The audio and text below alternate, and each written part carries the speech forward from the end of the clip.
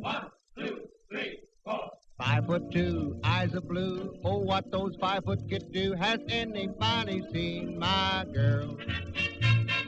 Turned up nose, turned down hose, flapper, yes sir, one of those. Has anybody seen my girl? Now if you run into 5'2", covered with fur, diamond rings, all those things, bet your life isn't hers. Can she love? Can she coo? Can she Charleston too? Has anybody seen my girl?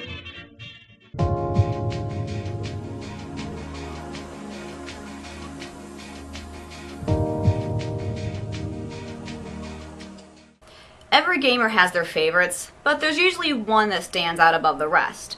It's a game you can get countless adventure and action and pleasure out of. A game that no matter how old it gets, you can always come back to it. I remember when I met my gaming first love, like it was just yesterday.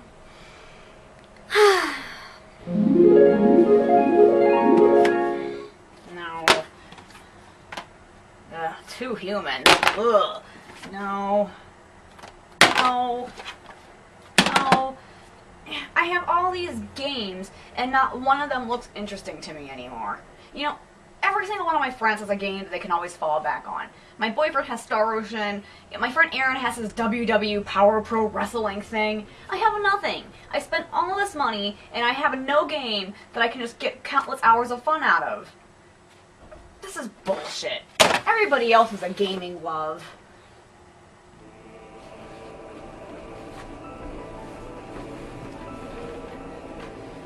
Oh, great and powerful plushy Cthulhu, grant me the power and the ability to find my gaming true love. Everybody else has a game they love out there. I want to have a favorite game too. I don't think it's too much to ask. Please, great plushy Cthulhu, awaken from your slumber and give me the power.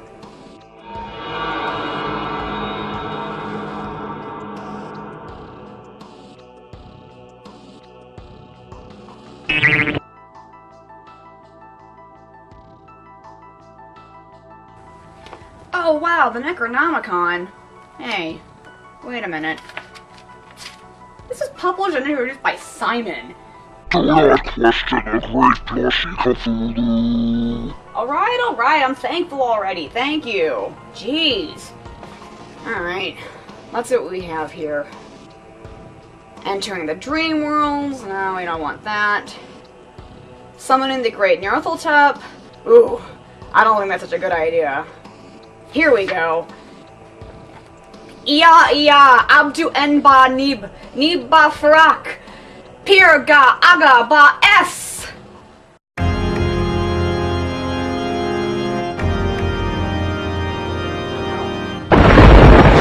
Shit.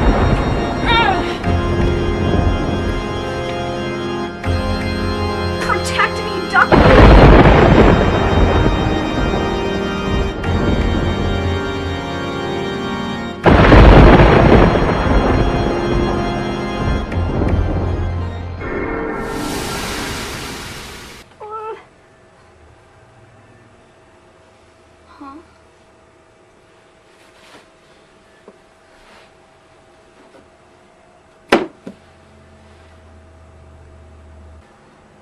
Wow. Romance of the Three Kingdoms. Ah. Is this love that I'm feeling? Is this the love that I've been searching for?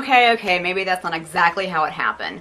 But regardless, Romance of the Three Kingdoms is one of my favorite games of all time. I know, it's not really the most impressive or legendary of games.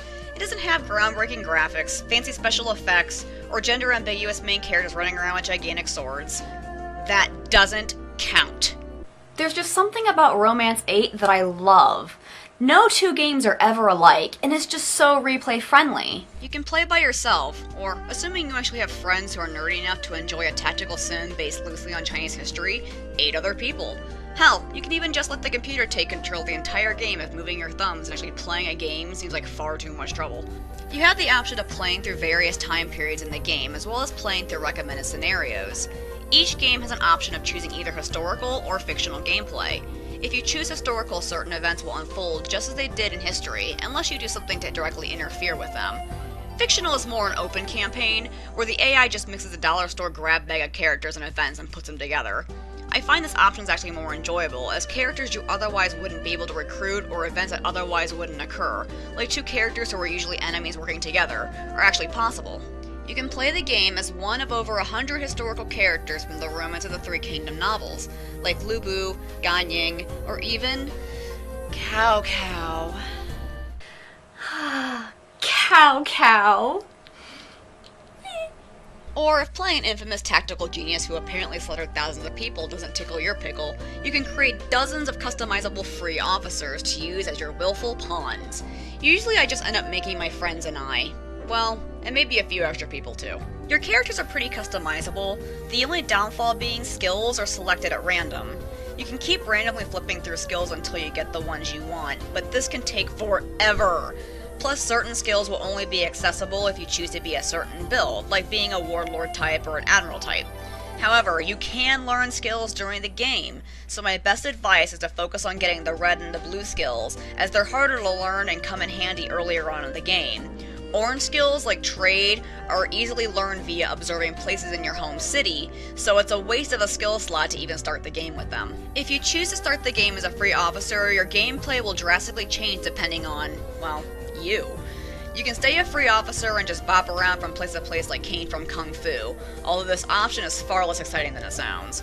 You can start a band and rape and pillage local cities who are probably already affected by some weird plague. You can work for a ruler, betray your ruler, hell, you can be your own ruler. There are plenty of options and paths you can choose from, and I always find it fun to just fuck around and see what outcomes I can get from doing certain actions. There's a high sim-like gameplay when you're doing things in towns or in council, and each action, whether it be training a skill or performing a duty for your ruler, takes up a certain amount of points which sort of represent time going by. When all your points are spent, the month passes, and time continues to go by. Battles and duels have a more tactical gameplay, and I'll be honest, I still haven't figured out all the ins and outs of how battles and duels actually work. Mostly duels, where it seems like whoever has a higher war stat usually just wipes the floor with their opponents, regardless of any tactics or skills they might have. In fact, the AI for duels must have been programmed without any common sense whatsoever, as characters with the shittiest war stats will often challenge a person with the war stat of a fucking god. This isn't usually a problem until the characters challenging duels are your main generals, or worse yet, they're your rulers, and there's nothing you can do to stop these asshats from getting themselves killed. No, Cow Cow, no, you're a lover, not a fighter. Oh, damn it. Another thing I've noticed is with field battles. I don't know if it's a glitch or it's just the complete and utter retardedness that is the AI, but oftentimes if you choose to skip playing a battle, you automatically lose. Even if you have an army of, say, 50,000 troops and you're going as an army of 10,000.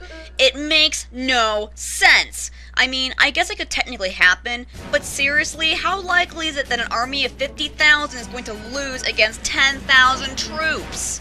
I could see if you were playing people who are more technologically advanced than you, but this is ancient China.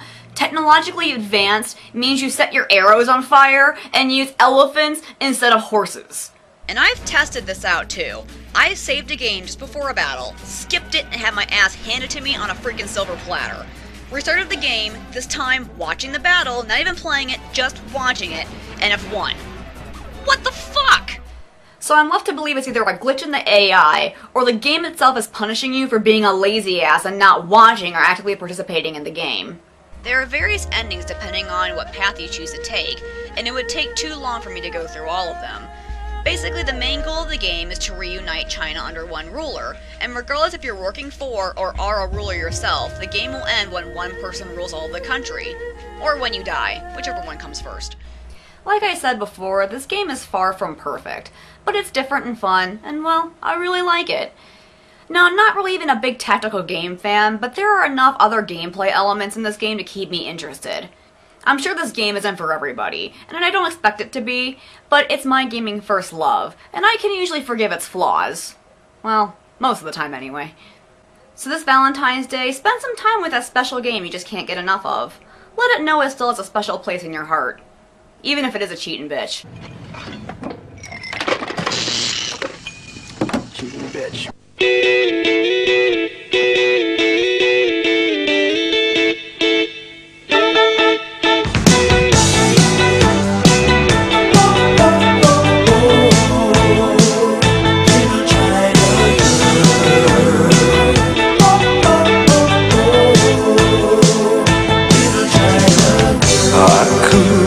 get this feeling with my China girl.